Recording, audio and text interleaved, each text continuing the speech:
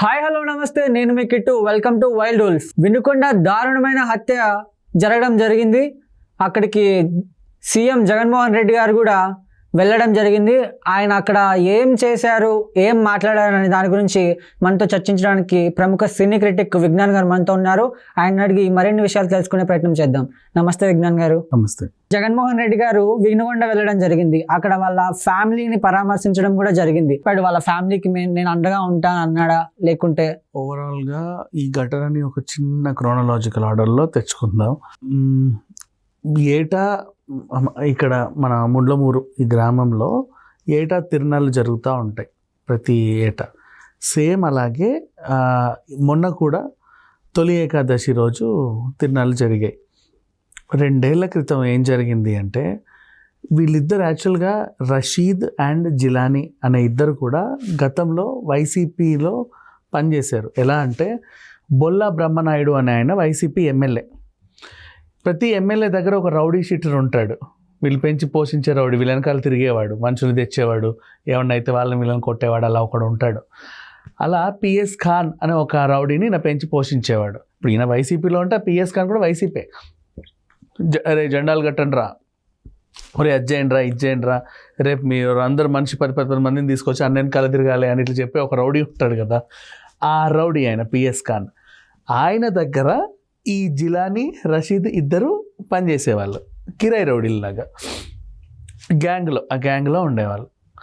So ఆ 2 ఏళ్ల క్రితం తిరునాళ్ళలో ఏం జరిగింది అంటే, ఈ పిఎస్ ఖాన్ ఒక లాడ్జ్లో వీళ్ళందరికీ పార్టీ ఇచ్చాడు. మంచిగా ఏదో అందమైన పార్టీ ఆ రోజు, ఆ తిరునాళ్ళ సందర్భంలో. బాగా కష్టపడ్డారు, ఎమ్మెల్యే సార్కు తిరునాళ్ళు బాగా చేశారనే పేరు వచ్చేలాగా వీళ్ళు బాగా పనిచేశారు. తిరునాళ్ళు అంటే ఉంటుంది కదా, మందు గిందు ఏదో. ఆ రాత్రి అంతా అయిపోయిన తర్వాత ఒక లాడ్జ్ రూమ్ తీసుకొని, చిన్న హోటల్ తీసుకొని అందులో మంచిగా పార్టీ చేసుకున్నారు. అప్పటికే అదేంటిది, అది బాగాలేదు, ఇది బాగాలేదు, మొత్తం మీరే సరిగ్గా చేయలేదు, అది కట్టమంటే సరిగ్గా కట్టలేదు, ఇలా ఉంటే ఇంకా ఉండేది. అట్లాంటి గొడవలు వచ్చాయి వీళ్ళ మధ్యలో. సో అలాంటి చిన్న చిన్న గొడవలు వచ్చాయి వీళ్ళిద్దరి మధ్యలో. వస్తే ఇక అది ఎక్కడ అంటే ఏమ్రా నరుకుందాం చూసుకుంటావా, అట్లా తెలుసు కదా. ఇక రౌడీ షీటర్సే బయట వాళ్ళనే బెదిరించినప్పుడు ఇద్దరు రౌడీ షీటర్స్ కొట్టుకుంటే ఇంకా అదేంటి బాగా రక్తి కడుతుంది. అంటే నీకంటే నేను బలవంతున్నని వీడు, నీకంటే నేనే బలవంతున్నని వాడు నిరూపించుకోవాల్సిన సిచ్యువేషన్ అది. అట్లాంటి టైంలో ఆ గొడవ కాసి ఇక పిఎస్ ఖాన్ ఉన్నాడు కాబట్టి అన్న ముందు వద్దని కొంచెం ఆయన పార్టీ వెళ్ళిన తర్వాత వెళ్తా వెటర్నరీ హాస్పిటల్ దగ్గర, గవర్నమెంట్ వెటర్నరీ హాస్పిటల్ దగ్గర వీళ్ళకి పడింది. ఒరే అని చెప్పి కొట్లాడుకున్నారు. ఆ కొట్లాట కొంచెం పెద్దగా ఈయన ఏం చేశాడు, బీర్ బాటిల్తో అవతల మనిషి మెడ మీద తల మీద పగలగొట్టి కొంచెం గాయపరిచాడు. అది అక్కడికి ఎండ్. ఆ తర్వాత ఏం జరిగింది అంటే, మళ్ళీ పంచాయతీ అన్న దగ్గరికి వెళ్తుందిగా. అన్న దగ్గరికి వెళ్ళిన తర్వాత ఇట్లా రషీద్ గ్యాంగ్ చెప్పాడు, మొత్తం వాడే చేశాడన్నా, అసలు ఇలా చేశాడన్నా, అలా చేశాడన్నా, ఇలా జరిగింది, ఈ విధంగా చేశాడు అంటే, అవునా మరి ఏదో చూడండి ఆవేశపడకండి అని చెప్పాడు. ఇట్లా లేదన్నా అసలు నేను ఊరుకోను అని చెప్పి నెక్స్ట్ డే వీళ్ళ ఇంటికి వెళ్ళి, జిలానీ ఇంటికి వెళ్ళి తలుపులు తన్నేసి, వాళ్ళ బ్రదర్ జానీ అని ఒక ఆయన ఉండేవాడు, అతన్ని ఇష్టం ఉన్నట్టు కొట్టి ఏరాడు జిలానీ లోపలికి వెళ్ళి సామాన్లు పగలు కొట్టి, పెద్దవాళ్ళని కొట్టి, ఆ దగ్గరలో ఆయన బండి ఉండేది, మన రాయల్ ఎన్ఫీల్డ్ బుల్లెట్ బండి, దాన్ని తగలబెట్టేశారు. ఇల్లు కూడా తగలబెడతాం, మీ అందరినీ చంపేస్తాం గట్టిగా వార్నింగ్ ఇచ్చారు. ముస్లిమ్స్ ఇంట్లో ఏంటంటే లేడీస్ దగ్గరికి చూడరు కదా, వాళ్ళ ఇంట్లో బుర్కాలు వేసుకొని ఉంటారు. సో వీళ్ళు లోపలి దాకా వెళ్ళి వాళ్ళని బుర్కాలు తీసి కొట్టి మరీ వచ్చాడు గట్టిగా అందరినీ. చెప్పండి ఎక్కడ దాచారు, లోపల దాచావా, ఫ్రిడ్జ్లో దాచావా అని ఇల్లంతా తిరిగి కనిపించిందల్లా తన్ని, ఆ ఫ్రిడ్జ్ తలుపులు, ఆ తలుపులు అన్నీ తన్ని వచ్చేసాడు. ఓకేనా. వచ్చిన తర్వాత ఈయన వెళ్ళిపోయాడు అందరు వార్నింగ్లు ఇచ్చి. నెక్స్ట్ జిలానీ ఇంటికి వచ్చేసరికి ఈ సంఘటన అంతా కనపడింది. కనిపించిన తర్వాత ఇతను ఏం చేశాడు, ఫస్ట్ అన్న దగ్గరికి వెళ్ళాడు. అన్న ఇట్లా వెళ్ళి మా ఇంట్లో బాగా ఇలా చేసిండు అన్న, ఏం చేస్తావు చెప్పండి. మరి నువ్వు చేసింది ఏమన్నా బాగుందారా, వాడిని రాత్రిపూట ఇట్లా చేసావు కదా, దానికని వాడి కోపం వచ్చాడు. అయితే గొడవలా జరగాలి, వాడి కోపం వచ్చి ఇలా చేశాడని పిఎస్ ఖాన్ చెప్పాడు. గొడవ అనేది గొడవలా జరగాలి, నువ్వు కూడా కావాలంటే మళ్ళీ నీ బలం ఏందో చూపించుకో, అంతగాని ఇంటికి వెళ్ళి ఫ్యామిలీలను కొట్టొస్తారా అని జిలానీ కంప్లైంట్. అదంతా తెలియదురా, నువ్వు మాత్రం రాత్రిపూట నువ్వు చేసిందైతే తప్పు, నువ్వు ఇట్లా చేసినావు కాబట్టి వాడు అట్లా చేశాడు అని చెప్పాడు. లేదని ఎంత కాదన్నా మనం చూసుకోవాలి, కానీ ఫ్యామిలీ జోలికి ఎందుకు పోయిండు అని ఇతను. ఈ విషయాలు నేను రషీద్కే సపోర్ట్ చేస్తా అని పిఎస్ ఖాన్ రషీద్కే సపోర్ట్ చేశాడు. ఈయన కొల్లు మండి ఏం చేశాడు, పోలీస్ స్టేషన్కి వెళ్ళాడు.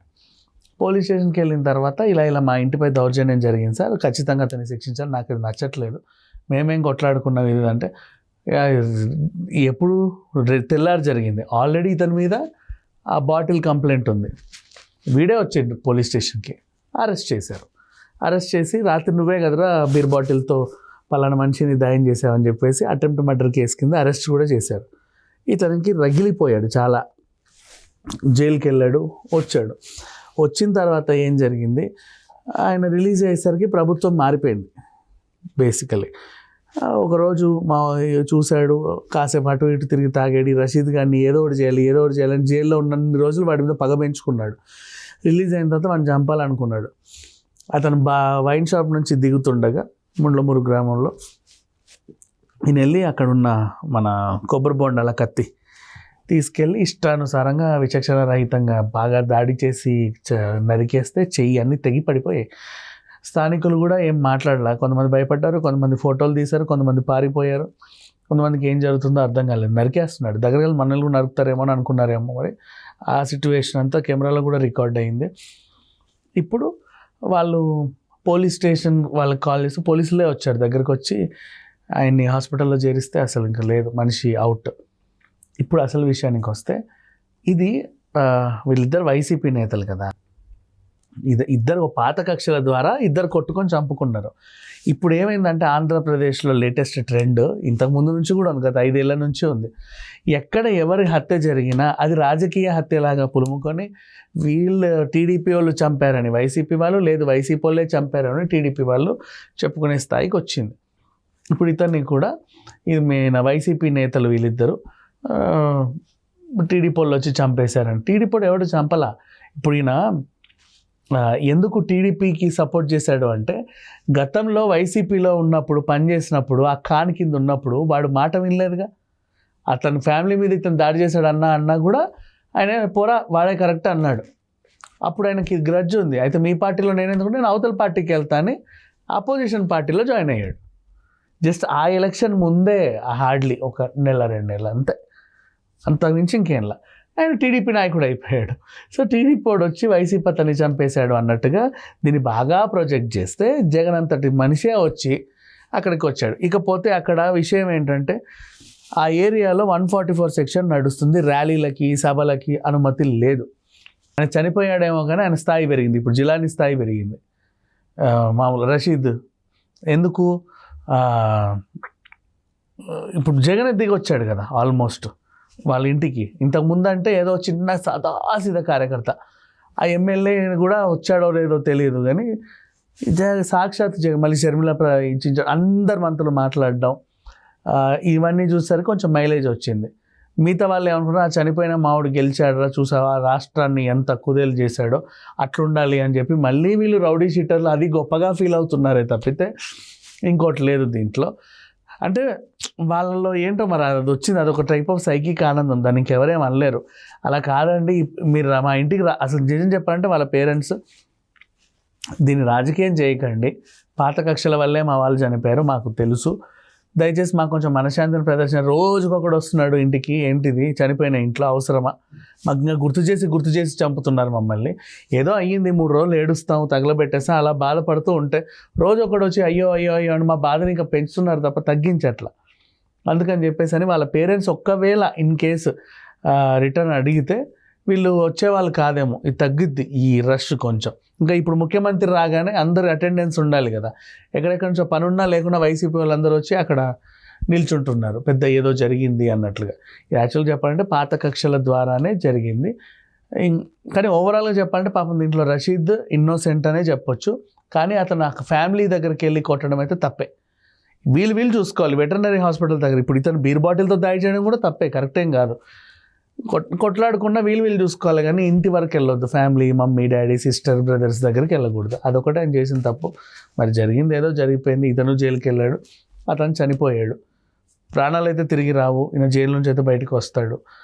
ఓవరాల్గా ఈ సిచ్యువేషన్ అయితే రాష్ట్ర వ్యాప్తంగా ఒక వింతగా చూస్తున్నారు. ఇది రాజకీయ హత్య మాత్రం అసలు కానే కాదు. Okay, thank you.